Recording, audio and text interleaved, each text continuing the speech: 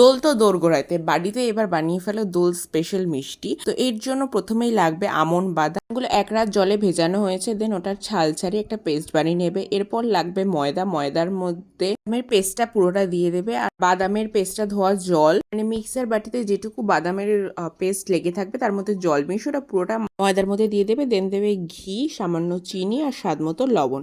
ওটাকে ভালো করে মেখে খানিকটা ঘি লাগিয়ে খানিকক্ষণ ঢেকে রাখো, কম করে 15 মিনিট।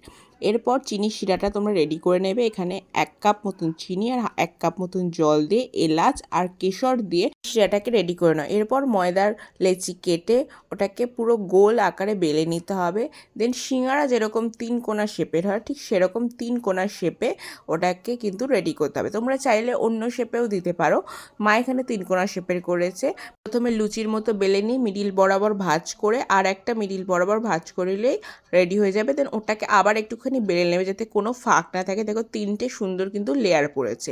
এরপর এগুলোকে কড়াইতে তেল দিয়ে ভেজে নিতে হবে। এখানে রিফাইন তেলে ভাজা হয়েছে। আর হ্যাঁ, কালার চেঞ্জ হওয়া অবধি অপেক্ষা করবে, ডার্ক ব্রাউন কালার আসবে। তোমরা যদি আমার মতো খাস্তা খেতে পছন্দ করো তাহলে কড়া করে ভাজবে, আর যদি খুব কড়া না খাও তাহলে অল্প করে ভাজবে। দেন ওটাকে চিনির শিরাতে 15 মিনিট মতন ভিজিয়ে রাখো।